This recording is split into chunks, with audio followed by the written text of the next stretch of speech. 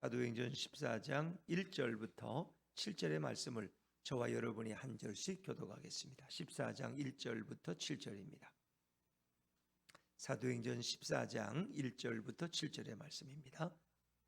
이에 이고니온에서 두 사도가 함께 유대인의 회당에 들어가 말하니 유대와 헬라의 허다한 무리가 믿더라. 그러나 순종하지 아니하는 유대인들이 이방인들의 마음을 선동하여 형제들에게 악감을 품게 하거늘 두 사도가 오래 있어 주를 힘입어 담대히 말하니 주께서 그들의 손으로 표적과 기사를 행하게 하여 주사 자기 은혜의 말씀을 증언하시니 그 시내의 무리가 나뉘어 유대인을 따르는 자도 있고 두 사도를 따르는 자도 있는지라. 이방인과 유대인과 그 관리들이 두 사도를 모욕하며 돌로 치려고 달려드니 그들이 알고 도망하여 루가오니아의 두 성 루스드라와 더베와 그 근방으로 가서 같이 있습니다. 거기서 복음을 전하니라. 아멘. 할렐루야. 네, 오늘 수요예배 나오신 여러분 위에 주님의 축복과 은혜가 함께하기를 간절히 바랍니다. 예전에 비엔나 대학의 심리학 연구소 소장인 부올리라는 박사는 그런 말을 했어요. 역사적으로 위대한 200명의 사람들을 추출해서 그들의 공통점을 연구를 했더니 한 가지 공통점이 있더라는 것입니다. 그들이 성공한 것은 그 시대에 유명 인사가 된 것은 머리가 좋아서가 아니라 그들의 인생의 목표가 분명했기 때문이라는 것입니다. 그들은 인생의 목표를 정하고 그 목표를 향해서 좌로나 우로나 치우치지 않고 부단히 그들은 달려갔다는 사실을 발견할 수 있었다 그럽니다.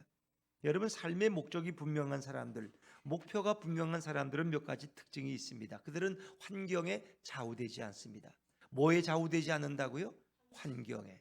환경은 좋을 때도 있고 나쁠 때도 있어요. 악조건도 있고 좋은 환경도 있어요. 근데 거기에 흔들리지 않는다는 것입니다. 사람들은 환경이 좋으면 행복하다고 말하고 환경이 안 좋으면 불행하다고 말합니다. 그러나 삶의 목적이 분명한 사람들은 환경에 좌우되지 않습니다.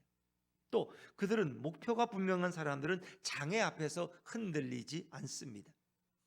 분명한 내 인생의 사명을 알고 목표를 알기 때문에 장애를 만나도 오히려 그들은 뒷걸음질지 않습니다. 오히려 그 장애를 극복함으로 자신의 목적을 이루기 위한 하나의 발판으로 삼는다는 것입니다. 그래서 독수리는 흔히 그럽니다. 독수리가 하늘을 높이 날 수 있는 것은 태풍을 이용해서 더 높이 날 수 있다는 것입니다. 태풍이 밀려올 때 독수리는 그 태풍을 이용해서 더 높이 난다.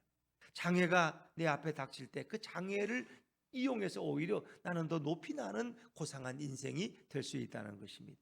그런가 하면 목표가 분명한 사람들은 자기 일에 만족하고 행복해 한다는 것입니다. 사명이 있는 사람들, 삶의 목적이 분명한 사람들은 인생을 살아가면서도 항상 들어야 할 깃발이 있어요. 불러야 할 노래가 있다는 것입니다. 그들은 어떤 처지에도 자기의 목표를 향해 달려가기 때문에 그들은 늘 행복하게 그 일을 즐겁게 감당할 수 있다는 것입니다. 마지막으로 그들의 공통점은 한결같이 열정의 사람들이라는 거예요. 좀 하다가 힘들면 포기하고 다른 일이나 좀 해볼까? 직업을 좀 바꿔볼까? 이렇게 하지 않는다는 거예요. 그들은 뜨거운 열정이 불타는 사람들이라서 절대 포기란 없다는 것입니다. 인생의 목적을 이루기 위해서 부단히 노력하고 그들은 기도합니다. 목적이 성취되기 전까지 그들은 절대로 좌절하거나 포기하는 법이 없다는 것입니다. 목적을 향한 과정 자체가 그들의 인생이기 때문입니다.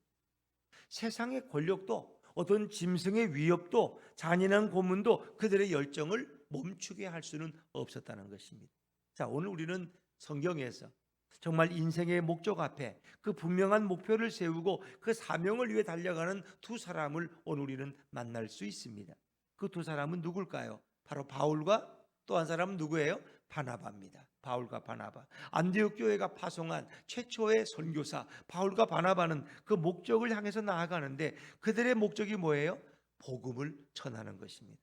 그들은 복음을 위해 태어났고 그리고 복음을 위해서 살아갔고 복음을 전하기 위해서 선교 여행을 출발했다는 것입니다. 어떤 분이 뭐 선교사가 되고 싶다. 왜 선교사가 되면 좋으냐? 세계 여행 다 하니까 좋잖아.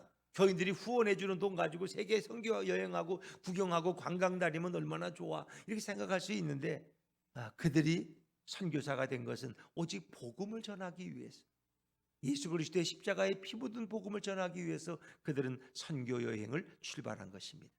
우리가 뒤돌아보면 첫 선교지인 구브로에서는 박수 엘루마를 제압하고 그리고 그 소경이 되게 했어요. 그를 저주의 소경이. 왜? 그런 복음 전하는 것을 방해했기 때문에. 그리고 총독 서기오 바울에게 복음을 전했습니다. 그리고 그들이 그 다음 간 곳이 비시디아 안디옥이라는 곳인데 거기서 바울은 생애 첫 설교를 했습니다. 정말 그것은 멋진 설교였고 아름다운 설교였어요. 아주 좋은 반응을 얻었습니다. 그런 예수 그리스도에 대해서 설교했습니다. 많은 이방인들이 예수를 믿게 되고 구원을 받았습니다. 그리고 거기서 그걸 시기한 유대인들이 바나바와 바울 일행을 박해했기 때문에 그들은 어쩔 수 없이 또 이고니안 이런 곳으로 옮겨가게 되었습니다. 이 이고니온에서도 바울과 바나바는 복음을 전하기 시작했는데 오늘 우리가 읽은 이 본문이 바로 이고니온이라는 곳에서 바울과 바나바가 복음 전하는 모습을 우리에게 소개해 주고 있습니다. 자, 오늘 다시 우리 14장 1절 말씀을 다시 한번 읽어볼까요? 1절입니다. 14장 1절 시작. 이에 이고니온에서 두 사도가 함께 유다인의 회당에 들어가 말하니 유대와 헬라의 허다한 무리가 믿더라. 아멘. 그랬습니다. 자, 바울과 바나바는 두 사도가 서로 각기 사역을 했어요? 아니면 공동 사역을 했어요? 그들은 공동 사역을 했어요. 공동 사역. 바울과 바나바는 함께 이고니온에 가서 두 사도가 함께 유대인의 회당에 들어가서 복음을 전하기 시작했다. 우리는 이것을 팀 사역, 요즘으로 말하면 혹은 공동 사역이라고 말할 수 있어요. 사실 우리가 늘 경험하지만 어떨 때는 혼자 일하는 게 편해요? 같이 일하는 게 편해요? 어떤 때는 혼자 일. 왜? 내 하고 싶은 대로 하면 돼. 같이 일하면 자꾸 의견이 상충돼. 자꾸 갈등이 많어. 이게 어려운 거예요, 여러분. 그래서 이게 혼자 편하게 살던 사람은 부부가 같이 살게 되면 많이 처음엔 불편해. 자기가 포기할 게 너무 많아. 어떤 분은 부인은 꼭 KBS만 봐. 남편은 꼭 SBS만 본대. 그것 때문에 일치하려면 어려운 거예요. 그 어떤 부부는 하루는 KBS 보고 한 분은 또 SBS를 보고 또 그렇게 할지도 모르겠어요. 그것도 뭐 삶의 지혜죠. 아니 뭘 보면 무슨 상관이 있어요. 그 뉴스가 다 그 뉴스고 그 드라마가 다 그 드라마지. 그런데 자기가 보던 방송국이 있다는 거예요. 이제 지혜로운 부부는 잘 조화를 해요. 그런데 미련한 부부들은 그것 때문에 대판 싸우고 결국 텔레비를 내던져서 깨트리고 이렇게 되는 거예요. 그 다음날 또 텔레비를 외상으로 사러 가고. 얼마나 어려워. 그러니까 같이 산다는 게 쉬운 일은 아니에요. 부부간에 일어날 수 있는 모든 갈등을 잘 처리해 갔다는 것을 의미합니다. 저도 41년 동안 이렇게 부부 생활을 하면서 왜 다른 면이 없었겠어요. 그러나 어찌 보면 예수님 때문에 참을 때도 있었고 또 예수님 때문에 또 생각이 달라질 때도 있었고 그래서 부부는 서로 맞춰가며 사는 거예요. 뭐 누가 이기고 지고 그런 게 없는 거예요. 부부는 늘 무승부야. 이번에 남편이 이겼네, 이번에 아내가 졌네, 이런 게 없어. 늘 무승부야. 부부는 이기면 함께 이기는 거예요. 바나바와 바울은 성격적으로 그렇게 잘 맞는 사람들이 아니에요. 그럼에도 불구하고 그들은 사역하고 전도하고 함께 설교했습니다. 여러분, 교회란 어떤 것이에요? 함께 일하는 것이에요. 함께. 그래서 교회는 그리스도의 공동체예요. 성격이 비슷한 사람들만 불러 모은 것이 아니에요. 교회는 혈액형이 같은 사람들끼리만 모인 것도 아니에요. 그럼에도 불구하고 교회는 누구를 중심으로? 예수님을 중심으로 함께 조화를 이루고 서로 양보하고 서로 격려하고 그리고 예수님께 초점을 맞춰서 일하는 것이 바로 교회입니다. 그래서 교회는 가장 잘 조화가 이루어지는 것이에요. 시편 133편 1절에 보니까 형제가 연합하여 동거함이 어찌 그리 선하고 아름다운고. 그렇습니다. 형제들이 서로 연합해서 함께 이렇게 거주하는 것이 얼마나 보기에 아름답고 선한 일인가. 그렇습니다. 그러나 반대로 서로 잘 조화를 이루지 못하면 공동으로 팀 사역을 하다가 갈등이 커지면 공멸하게 되고 또 분열될 수도 있습니다.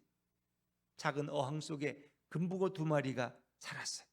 주혜야, 뭐가 살았다고? 금붕어. 몇 마리라 그랬지? 두 마리. 그 금붕어 두 마리가 싸워야 돼. 서로 사이좋게 지내야 돼. 주아야, 사이좋게 지내야 돼. 싸워야 돼. 몰라? 그 설교 말씀을 좀 들으면서 책을 봐야지. 책을 보더라도 목사님 설교는 다 들어. 내가 또 질문할 테니까. 그럼 주애가 대답해봐. 싸우면서 살아야 돼? 친하게 지내야 돼? 친하게. 그랬지. 주애는 이가 다 빠졌지만은 앞니는 대답은 너무 잘하네. 아주 이쁘게. 그렇죠? 그래서 금붕어 둘은 이렇게 사이좋게 지내는데 어느 날부터 금붕어 두 마리가 고집을 피우기 시작했어. 그러더니 서로 미워하기 시작했어. 툭하면 금붕어 두 마리가 싸우는 거야. 그러나 오늘 대판 싸웠어. 결국 힘센 금붕어가 힘없는 금붕어를 죽이고 말았어. 그래서 금붕어 한 마리 너무 많이 뜯어 먹어가지고 한 마리는 그만 상처 때문에 결국 죽고야 말았어. 이제 한 마리가 죽으니까 한 마리는 속이 시원해. 이제는 내가 이 어항 속에서 내가 대장이다. 내가 편안하게 살겠구나. 내가 이제 행복하겠다 하고 쾌재를 불렀어. 그런데 며칠 후에 그 살아남은 금붕어도 잘 살았을까? 죽었을까? 주애야, 죽었어. 어떻게 죽은지 아니? 너는 보지도 않고. 그 왜 죽었는지 알아? 모르지. 목사님이 설명해 줄게. 자, 한 마리 상처가 나서 죽었거든. 죽고 나니까 어떻게 해요? 그 금붕어는 썩기 시작했어.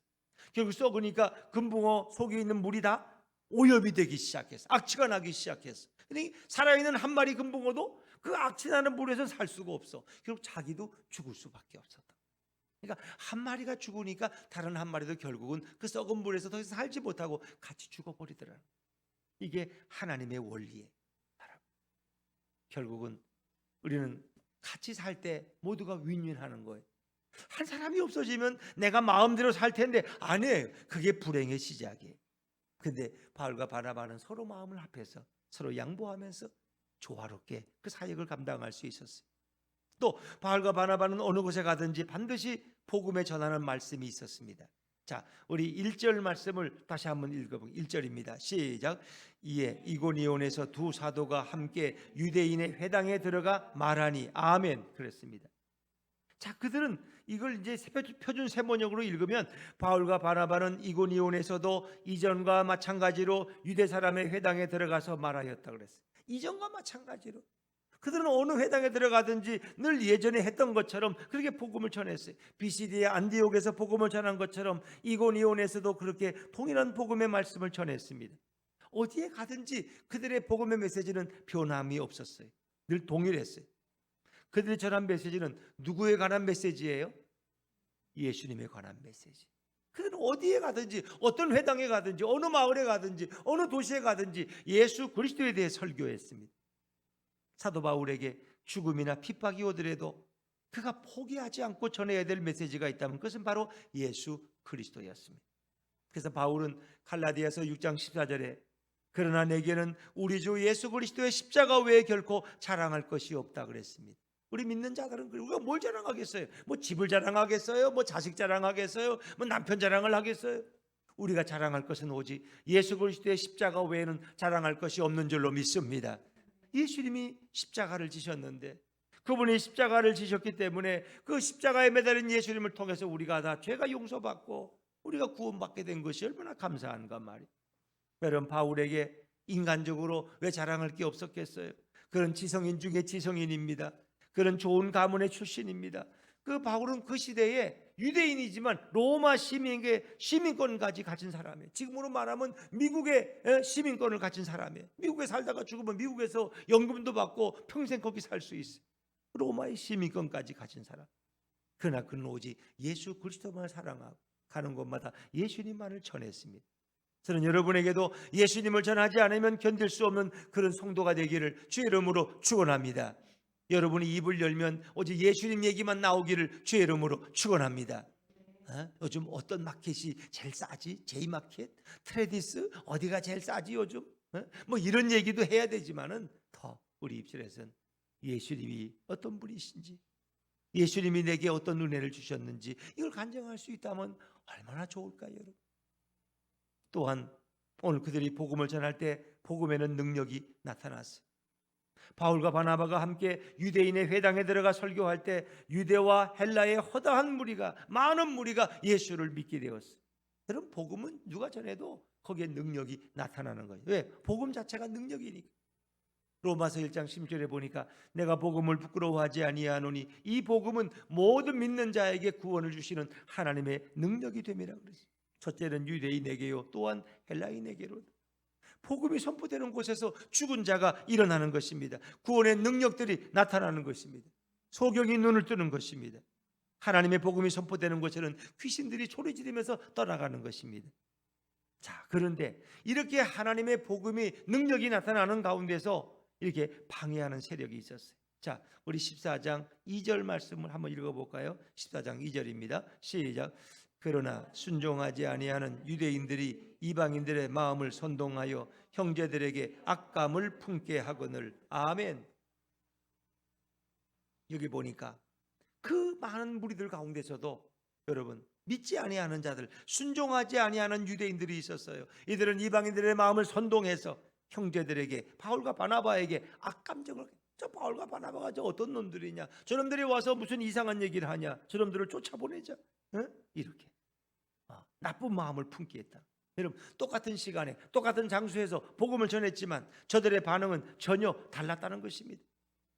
1절에서는 허다한 무리가 예수를 믿었습니다.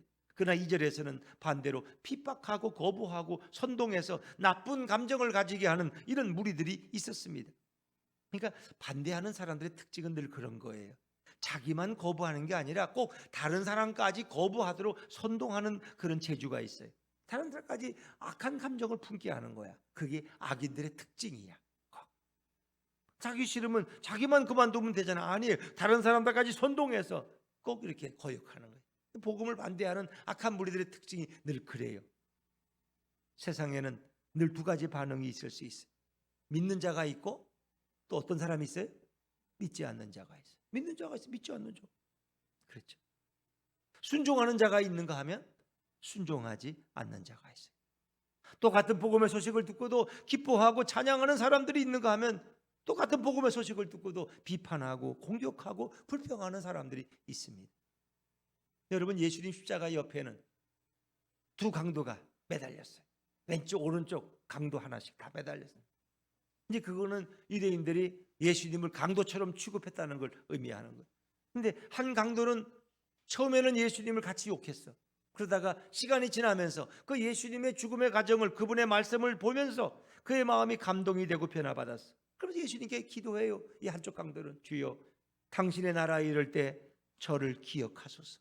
당신의 나라에 이르실 때 저를 기억하소서. 근데 다른 한쪽 강도는 뭐라 그랬어요? 예수, 너가 진정 그리스도라면 너가 우리를 한번 구원해보라. 너가 나와 너 자신을 한번 구원해봐라. 너가 십자가에서 뛰어내려봐라. 그럼 내가 믿겠다 하면서 오히려 예수님을 조롱하고 비방하는 것입니다.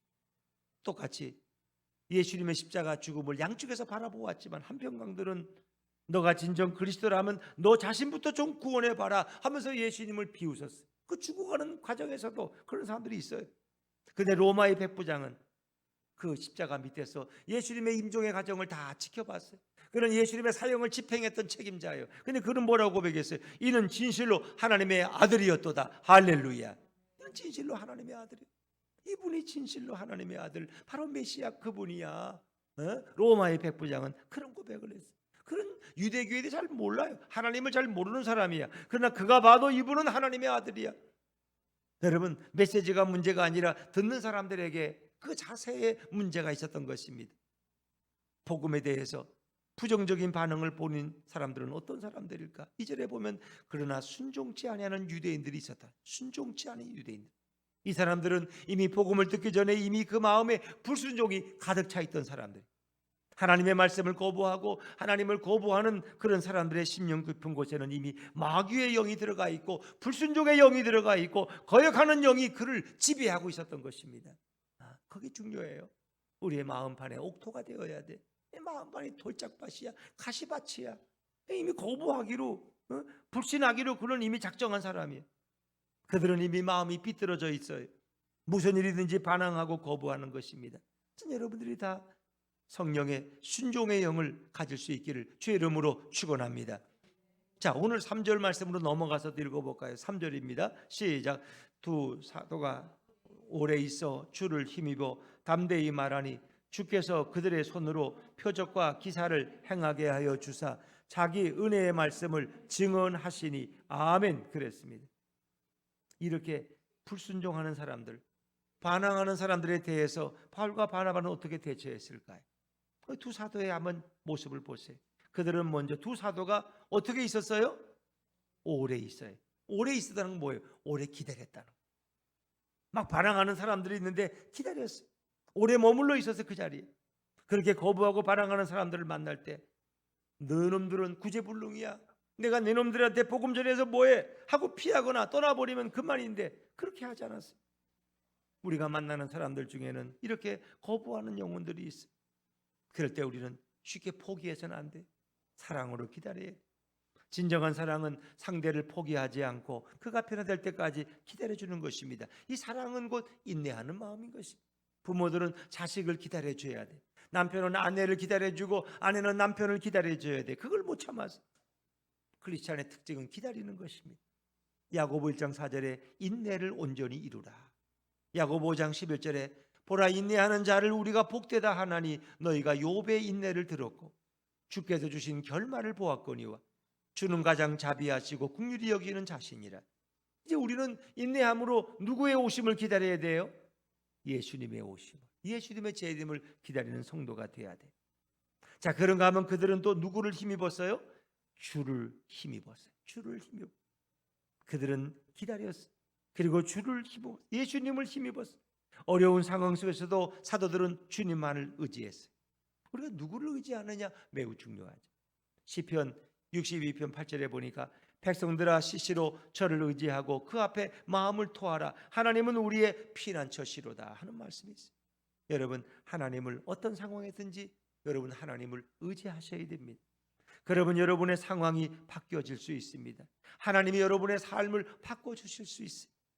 우리는 승리할 수 있고 주님은 여러분을 돕기 원하십니다. 우리는 내 힘만 의지하면 안 돼. 우리는 바로 예수님을 의지해야 돼. 그래야 승리할 수 있어요. 우리가 잘 아는 찬송 585장에 그런 내용이 있어요. 내 힘만 의지할 때는 패할 수밖에 없도다.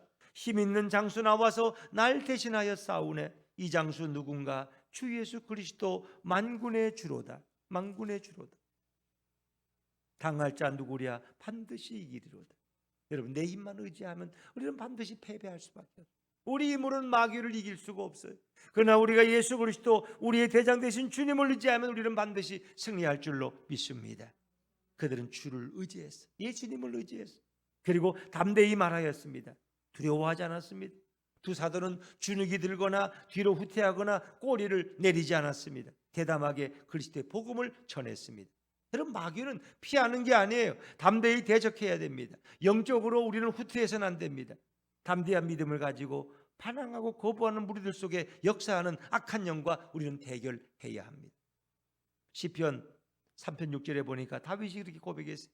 천만인이 나를 둘러 친칠지라도 나는 두려워 아니하리로다. 한 사람이 아니야. 천만 명이 나를 둘러 진치고 나를 죽이려고 해도 나는 두려워하지 않아. 왜 어떻게 두려워하지 않을 수 있어요?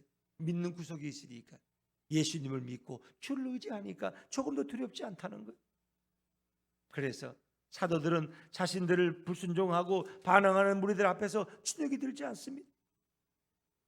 우리 4절 말씀으로 넘어가 볼까요? 4절입니다. 4절 시작. 그 시내에 무리가 나뉘어 유대인을 따르는 자도 있고 두 사도를 따르는 자도 있는지라. 아멘.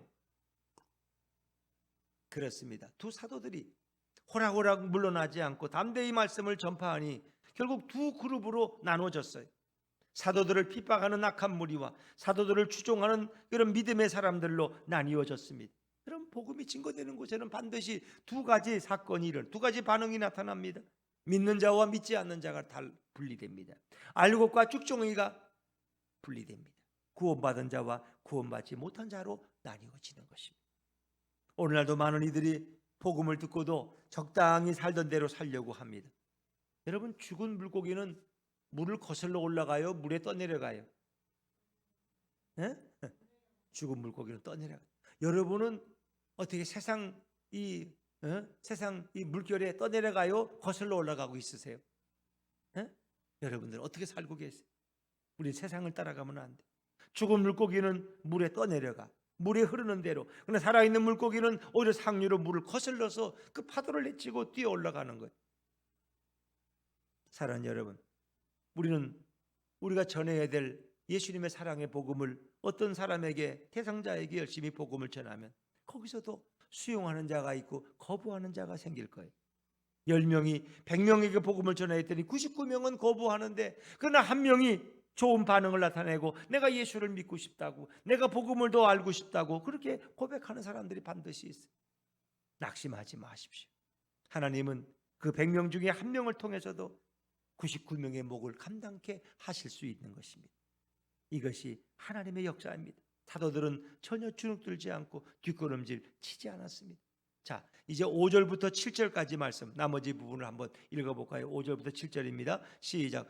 이방인과 유대인과 그 관리들이 두 사도를 모욕하며 돌로 치려고 달려드니 그들이 알고 도망하여 루가오니아의 두 성 루스드라와 더베와 그 근방으로 가서 거기서 복음을 전하니라. 아멘.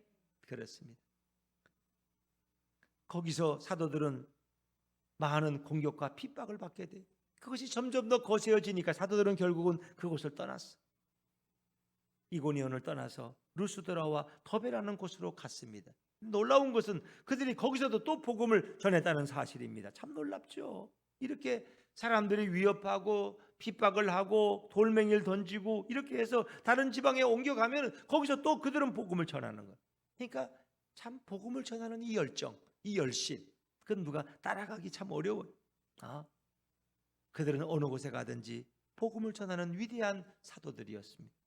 복음을 위한 사도들의 열정은 위대한 것입니다. 우리 그리스도인들이 이 시대 복음의 열정을 가져야 돼요. 우리는 어떤 경우에도 예수님을 사랑하는 그 마음이 식어서는 안 됩니다. 예수의 복음을 전하는 그 열정은 어느 시대 때를 얻든지 못 얻든지 우리는 예수님을 전할 수 있는 그런 전도자가 되셔야 됩니다. 우리 그리스도인들의 복음의 열정이 때로는 데모하는 대학생들보다 못해서야 되겠습니까? 제가 대학 때를 시절에는 이제 박정희 대통령 시대, 전두환 대통령 시대 이렇게 좀 거쳤는데 데모를 많이 했어요. 데모를. 근데 이 대학생들이 이게 데모를 하면은 이제 닭장차가 와서, 경찰차가 와서 그들을 이제 해서 닭장에 태워가지고 닭장차에, 그리고 이제 어디론가 저 서울 외곽으로 끌고 가. 그리고 이제 여기저기 떨고 놓는 거야. 대부분 이제 난지도, 사람들이 안 살 때 그 난지도 쓰레기장 옆에다 이제 세워놓고 차는 가버려. 거기서 걸어 들어오려면 서울 시내까지 꽤 많이 걸려. 차도 없고 뭐 택시를 못 타고. 그런데 그 대학생들이 또 땀 흘리며 돌아오면 또 가서 또 데모해. 갖다 실어다 놓으면 또 가 데모하고 또 데모하고 그 일을 반복해. 여러분, 그들은 어떤 민주화라는 목표를 이루기 위해서 그들은 그렇게 땀 흘리면서 때로는 매를 맞고 활시를 당해도 포기하지 않는 겁니다. 또 돌아와서 또 데모하는, 참 끈질기. 여러분, 우리 그리스도인들의 복음을 위한 열정이 적어도 이 정도보다는 더 나아야 되지 않습니까?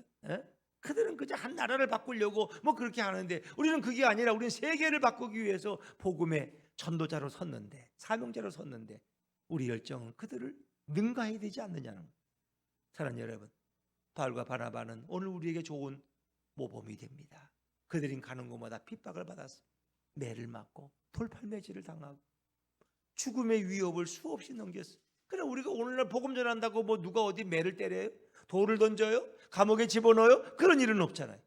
그런데 핍박이 없으면 사람들은 또 뭐예요? 복음의 열정이 식어. 그냥 남들이 손가락질하는 거, 뒤에서 수근수근 대는 거, 에이 그 왜 내가 저런 말을 들어야 되나 해서 점잖은 그리스도인이 되려고 예수 얘기는 예자도 안 꺼내 아주. 그리고 점잖게 자기 혼자 신앙생활을 하면 되지 뭐 나한테까지 왜 요구도 먹으면서 복음을 전해, 이런 생각에 많이 빠져 있어. 그게 소극적인 그리스도인이, 사탄과 마귀가 너무 좋아하는 그리스도인의 나약한 모습. 우리 예수분 교회 성도들은 정말 이 시대 영적 전사가 될 수 있으면 좋겠습니다. 복음을 위해 싸우는 사람, 악한 대적들과 싸우는 사람, 예수의 이름으로 나아가서 승리하는 성도들이 되면 좋겠습니다. 작지만 강한 교회, 예수로 충만한 교회, 복음의 열정이 불덩이같이 타올라서 복음을 전하지 않으면 견딜 수 없는 그런 성도들이 될 때 주님이 여러분과 동행하시고 성령께서 여러분과 함께 하실 줄로 믿습니다. 올 한 해를 은혜 안에 잘 마무리 짓지만 대망의 새해는 더 열심히 복음 전하는 우리 예수님께 성도들 되시기를 주의 이름으로 축원합니다.